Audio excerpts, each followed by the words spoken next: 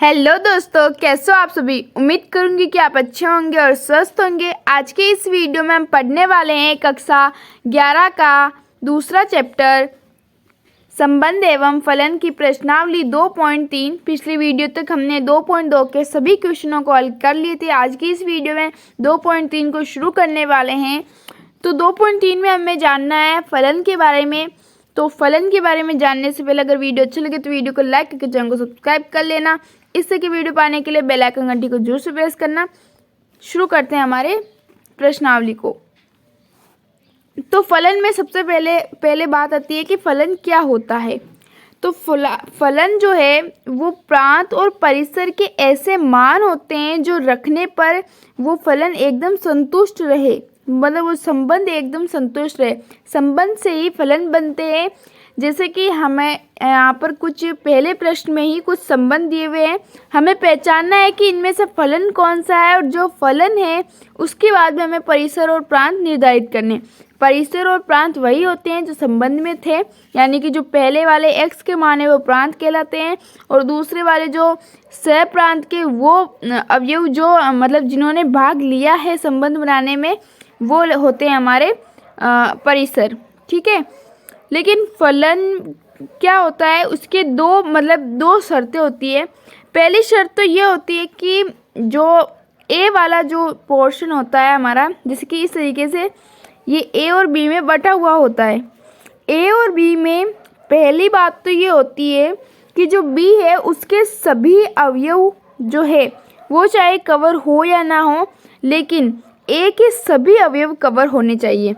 ए में जितने भी अवयव है उन सभी का प्रतिबिंब बनना चाहिए बी में, चाहे कैसे भी बनो लेकिन बनना चाहिए। दूसरी बात होती है कि अगर ए और बी में संबंध बन रहे हैं तो ए व बी में जो यहाँ पर जो होते हैं उनमें से कोई भी अवयव का दो प्रतिबिंब नहीं होना चाहिए। यानी x का दो y के मान नहीं होने चाहिए, दो प्रतिबिंब नहीं होने चाहिए।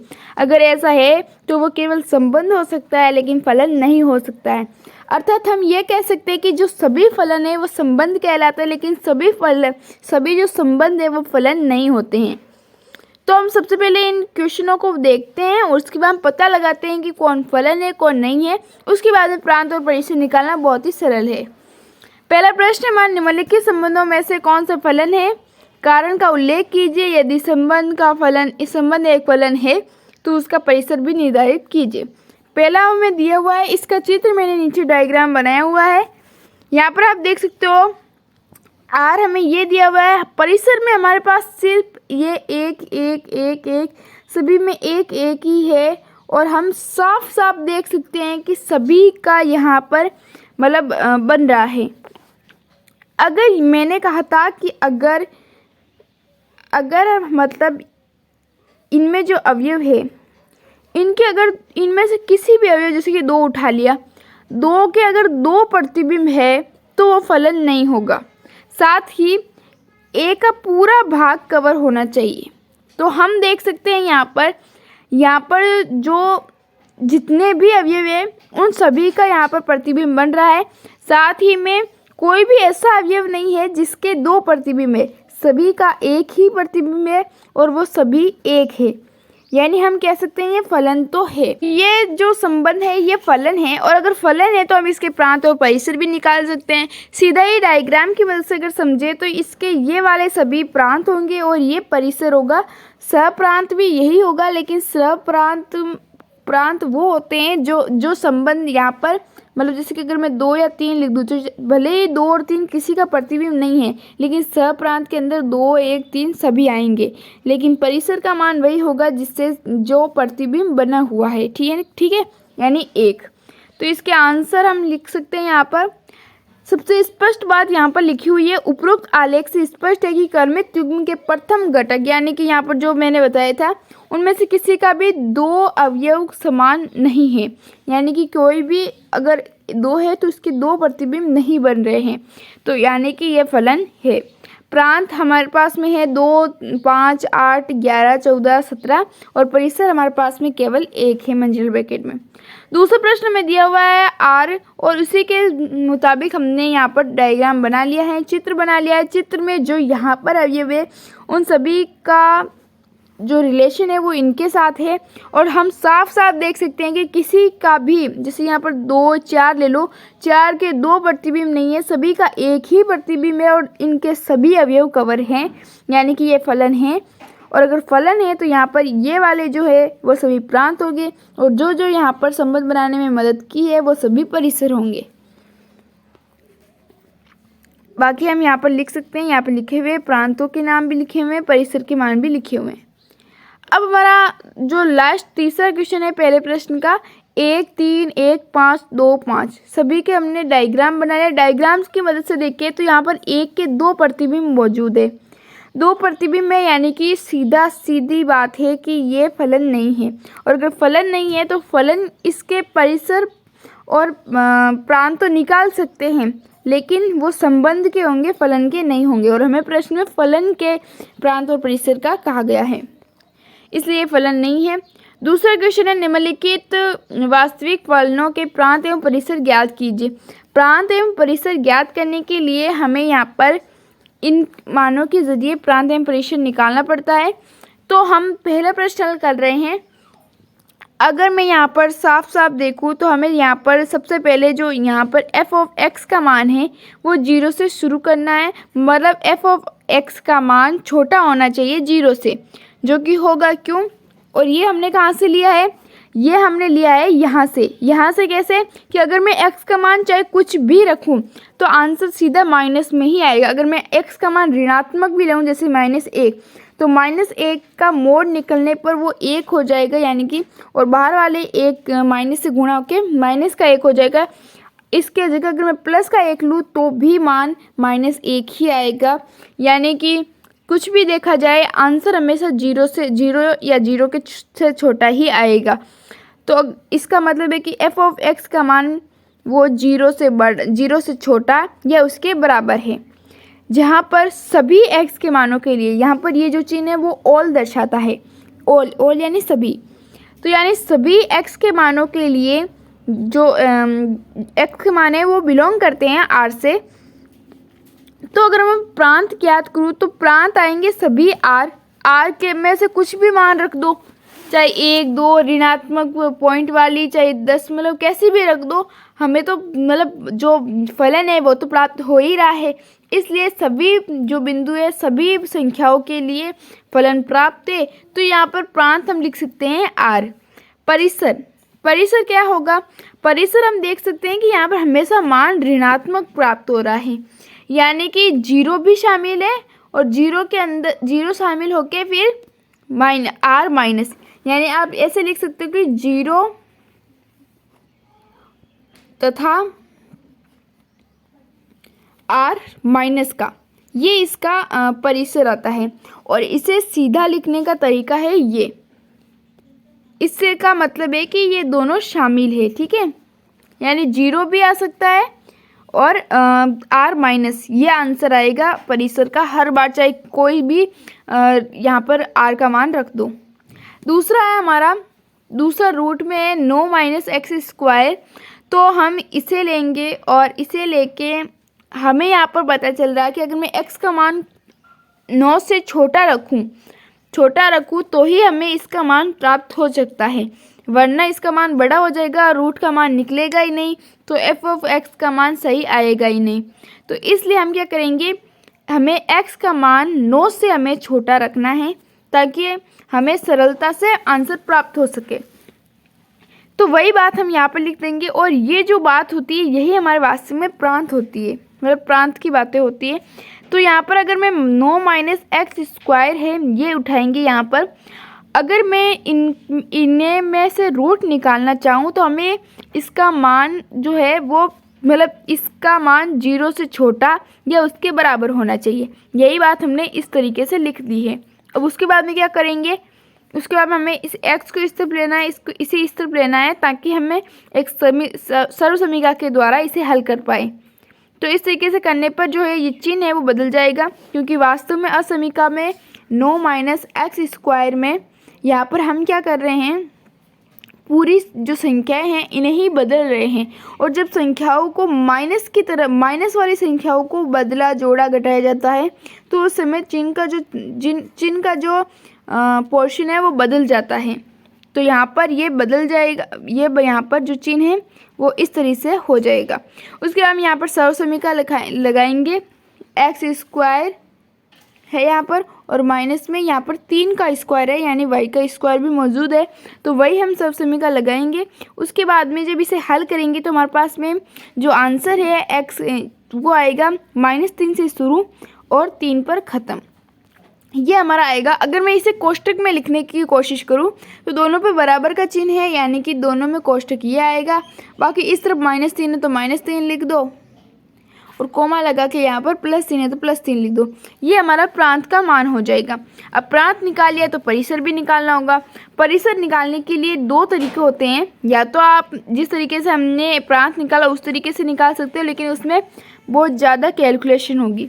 और अगर हम सीधा निकालना चाहें तो प्रांत का सीधा मतलब प्रांत का है वो यहाँ पर चित्र बनाओ तो 0 होगा। यहाँ पर 3 दिया हुआ है तो यहाँ पर 3 लिख दो सीधा।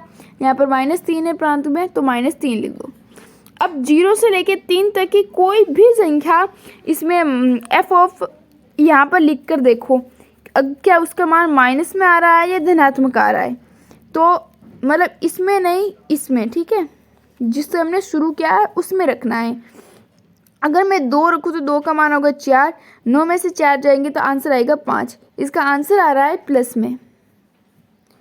और अगर मैं यहाँ पर लिखूँ, यहाँ से लगाऊँ, तो अगर मैं -2 रखूँ यहाँ पर -2 रखूँगी तो भी आंसर आ रहा है 5 और 5 से प्लस, यानी कि आंसर जो है इसका वो आ तो रहा है -3 और 0, सॉरी हाँ -3 से 0 और 3, हाँ, ये मान आ रहे हैं। यहाँ पर -2 रखने पर भी आंसर आ रहा है 5 ही, और +2 रखने पर भी आंसर आ रहा है 2, यानी y के मान है वो 0। अगर देखा जाए यहाँ पर तो -3 से 0 और 0 से 3 ये मान आ रहा है। लेकिन अगर हम यहाँ पर देखें, मतलब आंसर तो -3 से आ रहा है, लेकिन अगर मैं रूट के साथ बात करूं तो हमें कोशिश करनी है कि f ऑफ x का मान जो यहाँ पर है वो हमेशा धनात्मक आए, तभी हमारा रूट निकलेगा। तो इसलिए हमें ऋणात्मक संख्याओं को हटाना पड़ेगा, और ऋणात्मक संख्या को हटाएंगे तो -3 हट जाएगा और हमारा आंसर है वो सीधा 0 से 3 के बीच में रहेगा, यानी परिसर का मान 0 से 3 हो जाएगा।